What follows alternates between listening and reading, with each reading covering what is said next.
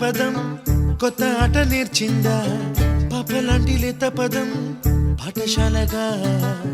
కూనలమ్మ జానపదం పల్లె దాటి వచ్చిందా చవళిల జానతనం పాట చూపగా కుంచెలో దాగే చిత్రాలు